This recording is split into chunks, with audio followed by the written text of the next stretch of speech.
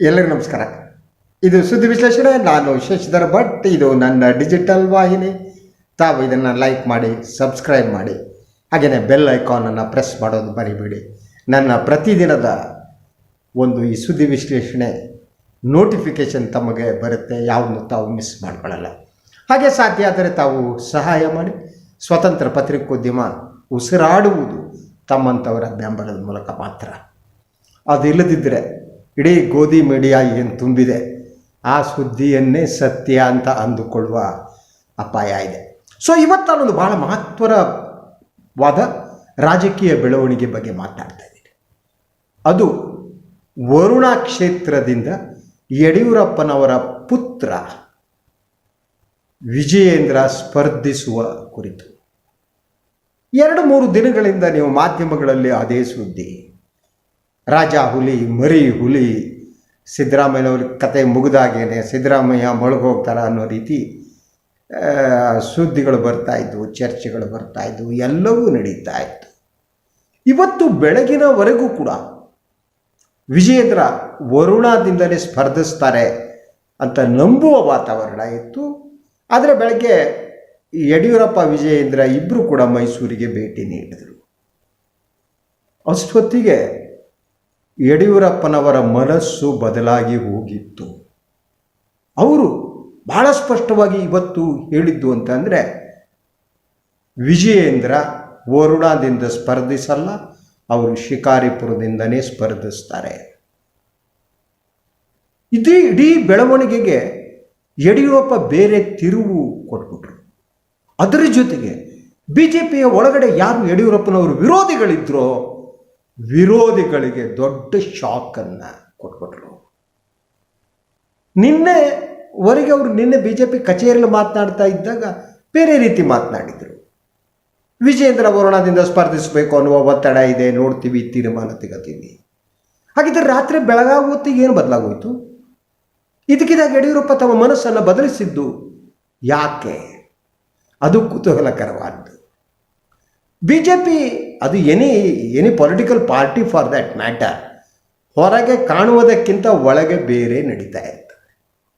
ವಿಜಯೇಂದ್ರನ ತಂದು ವರುಣಾದಲ್ಲಿ ನಿಲ್ಲಿಸಬೇಕು ಅಂದುಕೊಂಡವರು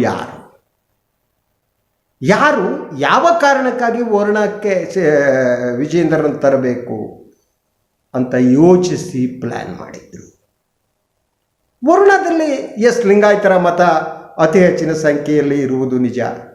ಅದರಂತೆ ವಿಜಯೇಂದ್ರ ಅವರನ್ನು ಇಷ್ಟಪಡುವ ಜನನೂ ಎಸ್ಪೆಷಲಿ ಲಿಂಗಾಯತರು ಆ ಕ್ಷೇತ್ರದಲ್ಲಿ ಇರುವುದು ನಿಜ. ಅದೊಂದೇ ಕಾರಣ ಅಲ್ಲ, ಇನ್ಯಾವೊಬ್ಬರು ಲಿಂಗಾಯತ ನಾಯಕಿದ್ರು ಲಿಂಗಾಯತರು ಅವ್ರಿಗೆ ವೋಟ್ ನೀಡಬಹುದಾಗಿತ್ತು. ವಿಜಯೇಂದ್ರನೇ ಯಾಕೆ ಬೇಕಾಗಿತ್ತು ಅನ್ನೋದು ಒಂದು ಪ್ರಶ್ನೆ. ಆದರೆ ವಿಜಯೇಂದ್ರನನ್ನು ತಂದು ಅಲ್ಲಿ ನಿಲ್ಲಿಸುವ ಗೇಮ್ ಪ್ಲ್ಯಾನ್ ಯಾರದ್ದು? ಅದು ಬಹಳ ಮುಖ್ಯವಾದ್ದು. ಈಗ ಬಹಳಷ್ಟು ಜನ ಹೇಳುವ ಪ್ರಕಾರ ಬಿ ಜೆ ಪಿ ಒಳಗಡೆಯವರೇ ವಿಜಯೇಂದ್ರನ ಅಲ್ಲಿ ತಂದು ನಿಂತು ಬಲಿಪಶು ಮಾಡುವ ಒಂದು ಯೋಜನೆ ಇತ್ತು. ಆ ಯೋಜನೆಯ ಸೂತ್ರಧಾರಿಗಳು ಯಡಿಯೂರಪ್ಪನವರ ವಿರೋಧಿಗಳು ಅನ್ನುವ ಮಾತು. ಕೆಲವು ಕಡೆ ಇದು ಸಂತೋಷ್ ಅವರ ಕೈವಾಡ ಇದೆ ಅನ್ನೋ ಮಾತು ಕೇಳಿ ಬರ್ತಾ ಇತ್ತು. ಹಾಗಿದ್ದರೆ ಈ ಪ್ಲ್ಯಾನ್ ಹಿಂದೆ ಏನಿತ್ತು? ಯಾಕೆ ವಿಜಯೇಂದ್ರನ ತಂದು ನಿಲ್ಲಿಸಬೇಕು ಅಂತ ಯತ್ನ ಮಾಡಿತ್ತು? ಆ ಯತ್ನ ಬಿ ಜೆ ಪಿಯ ಒಳಗಡೆಯಿಂದ ನಡೆದದ್ದು ಯಾಕೆ ಮತ್ತು ಹೇಗೆ? ಸೊ ವಿಜಯೇಂದ್ರ ವರುಣಕ್ಕೆ ಬರುವುದರಿಂದ 2 ರೀತಿಯ ಪರಿಣಾಮಗಳಾಗುವ ಚಾನ್ಸಸ್ ಇತ್ತು. ಒಂದು, ವರುಣಾದಿಂದ ಸಿದ್ದರಾಮಯ್ಯನವರ ವಿರುದ್ಧ ವಿಜಯೇಂದ್ರ ಗೆಲ್ತಾರೆ ಅಂತ ಎದೆ ತಟ್ಟಿ ಹೇಳುವ ಸ್ಥಿತಿ ಇರಲಿಲ್ಲ. ಯಾಕೆಂದರೆ ವರುಣಾ ಕ್ಷೇತ್ರದಲ್ಲಿ ಒಂದು ಸಿದ್ದರಾಮಯ್ಯನವ್ರದ್ದು ಎಮೋಷನಲ್ ಆದ ಒಂದು ಸಂಬಂಧ ಇದೆ. ಅವರ ಹುಟ್ಟಿದ ಊರು ಬರುವುದು ವರುಣಾ ಕ್ಷೇತ್ರದಲ್ಲಿದೆ. ಅದರ ಜೊತೆಗೆ ಇಷ್ಟು ವರ್ಷ ರಾಜಕಾರಣ ಮಾಡಿದ ಅವರು ಇದು ನನ್ನ ಕೊನೆಯ ಚುನಾವಣೆ ಅಂತ ಹೇಳಿದ್ದಾರೆ. ನಿನ್ನೆ ಮೈಸೂರಿನಲ್ಲಿ ಅವರು ಇನ್ನೊಂದು ಮಾತನ್ನು ಹೇಳಿದರು, ನಾನು ಪ್ರಚಾರಕ್ಕೂ ಬರಲ್ಲ, ನಾನು ನಾಮಿನೇಷನ್ ಹಾಕಿ ಹೋಗ್ಬಿಡ್ತೀನಿ. ಯತೀಂದ್ರ ನನ್ನ ಮಗ, ಅವನ ಕ್ಷೇತ್ರದಲ್ಲಿ ಓಡಾಡ್ತಾನೆ ಅನ್ನುವ ಮಾತನ್ನು ಆಡಿದರು. ಅವರು ಆ ಕ್ಷೇತ್ರ ಜೊತೆ ಇರುವಂಥ ಒಂದು ಎಮೋಷನಲ್ ಆದ ಒಂದು ಬೈಂಡಿಂಗ್ ಏನಿದೆ, ಆ ಭಾವನಾತ್ಮಕವಾದ ಸಂಬಂಧವನ್ನು ಈ ಚುನಾವಣೆಯಲ್ಲಿ ಗರಿಷ್ಠವಾಗಿ ಬಳಸಿಕೊಳ್ಳುವ ಚಾನ್ಸಸ್ ಇತ್ತು. ಇಷ್ಟು ವರ್ಷಗಳ ಕಾಲ ಸಿದ್ದರಾಮಯ್ಯ ನಮ್ಮ ಕ್ಷೇತ್ರದಿಂದ ಬಂದವರು, ನಮ್ಮ ಕ್ಷೇತ್ರದಿಂದ ಆಯ್ಕೆಯಾಗಿ ಮುಖ್ಯಮಂತ್ರಿ ಆದವರು, ಕೊನೆಯ ಬಾರಿ ಅಂತ ಹೇಳ್ತಿದ್ದಾರೆ. ಸೊ ಮತ ಹಾಕ್ಬಿಡೋಣ ಅನ್ನುವ ತೀರ್ಮಾನಕ್ಕೆ ವರುಣಾ ಕ್ಷೇತ್ರದ ಜನ ಬಂದರೆ ಆಗ ಎಸ್ ಕಷ್ಟ ಆಗೋದು ವಿಜಯೇಂದ್ರ ಅವರಿಗಾಗಿತ್ತು. ಕಷ್ಟ ಆದರೆ ಏನಾಗ್ತಾ ಇತ್ತು, ಯಡಿಯೂರಪ್ಪನವರ ಕುಟುಂಬದ ಮೇಲೆ ಇದು ಯಾವ ಪರಿಣಾಮ ಬೀರ್ತಿತ್ತು? ಎಸ್, ಒಂದು, ಯಡಿಯೂರಪ್ಪನವರು ಇಷ್ಟು ವರ್ಷಗಳ ಕಾಲ 80ರ ದಶಕದಿಂದಲೇ ಪಾಲಿಸಿಕೊಂಡು ಪೋಷಿಸಿಕೊಂಡು ಬಂದಂಥ ಶಿಕಾರಿಪುರ ಕ್ಷೇತ್ರ ಕೈಬಿಟ್ಟು ಹೋಗ್ತಾ ಇತ್ತು. ಇನ್ ದ ಸೆನ್ಸ್ ಆ ಕ್ಷೇತ್ರದಲ್ಲಿ ಬೇರೆಯೊಬ್ಬರನ್ನ ನಿಲ್ಲಿಸಿ ಗೆಲ್ಲಿಸಬೇಕಾದ ಜವಾಬ್ದಾರಿ ಕೂಡ ಯಡಿಯೂರಪ್ಪನವ್ರ ಮೇಲೆ ಇರ್ತಿತ್ತು. ಒಂದೊಮ್ಮೆ ಗೆಲ್ಲಿಸಿದರೆ ಈ ಬಾರಿ ಗೆದ್ದಂತಹ ವ್ಯಕ್ತಿ ಅಥವಾ ನಾಯಕರು ಯಾರಿದ್ದಾರೆ ಅವರು ನೆಕ್ಸ್ಟ್ ಟೈಮು ಆ ಕ್ಷೇತ್ರ ಕೇಳ್ತಿದ್ರು. ಆ ಕ್ಷೇತ್ರ ಯಡಿಯೂರಪ್ಪನವರ ಕುಟುಂಬದ ನಿಯಂತ್ರಣದಿಂದ ಹೊರಟು ಹೋಗ್ತಾ ಇತ್ತು. That is first thing. Second thing, ವರುಣಾದಿಂದ ನಿಂತು ಗೆದ್ದರೆ ಸರಿ ವಿಜಯೇಂದ್ರ, ಗೆಲ್ಲುವು ಸುಲಭ ಅಲ್ಲವೇ ಅಲ್ಲ ಅನ್ನೋದು ಯಡಿಯೂರಪ್ಪನವ್ರಿಗೆ ಗೊತ್ತಿತ್ತು. ಸೋಲುವ ಚಾನ್ಸಸ್ಸು ಜಾಸ್ತಿ. ಸೊ ಸೋತ್ರೆ ಅಲ್ಲಿಗೆ ಕೇವಲ ವಿಜಯೇಂದ್ರ ಅವರ ರಾಜಕೀಯ ಬದುಕು ಮಾತ್ರ ಅಲ್ಲ, ಯಡಿಯೂರಪ್ಪನವರ ಲೀಗಸಿ, ಅವರ ರಾಜಕೀಯ ಮುಂದುವರಿಕೆ ಎಲ್ಲದಕ್ಕೂ ಕೂಡ ಸಮಾಧಿಯಾಗಿ ಹೋಗ್ತಾ ಇತ್ತು. ಯಡಿಯೂರಪ್ಪ ನೇಪಥ್ಯಕ್ಕೆ ಸರಿದು ಹೋಗ್ತಾ ಇದ್ರು, ವಿಜಯೇಂದ್ರ ನೇಪಥ್ಯಕ್ಕೆ ಸರಿದು ಹೋಗ್ತಾ ಇದ್ರು. ರಾಘವೇಂದ್ರ ಒಬ್ಬರು ಉಳ್ಕೋತಿದ್ರು, ಉಳಿದವರೆಲ್ಲ ಹೊರಟು ಹೋಗ್ತಾ ಇದ್ರು. ಸೊ ಇದು ಪ್ರಾಯಶಃ ಇವತ್ತು ಯಡಿಯೂರಪ್ಪನವರಿಗೆ ಅರ್ಥ ಆಯಿತು ಅಂತ. ನಿನ್ನೆ ಅವರಿಗೆ ಅರ್ಥ ಆಗಿರಲಿಲ್ಲ. ನಿನ್ನೆ BJP ಕಚೇರಿಯಲ್ಲಿ ಕೂತು ಅವರು ಪತ್ರಿಕಾಗೋಷ್ಠಿ ಮಾತಾಡ್ತಾ ಇದ್ದರು. ಸೊ ಅವರ ಪಕ್ಕದಲ್ಲಿ ಕೇಂದ್ರ ಸಚಿವೆ ಶೋಭಾ ಕರಂದ್ಲಾಜೆ ಅವರಿದ್ದರು. ಭಾಳ ಕಾಲದ ನಂತರ ಜೊತೆಯಾಗಿ ಅವರು ನಿನ್ನೆ ಕೂತಿದ್ದು ನೋಡಿದೆ ನಾನು.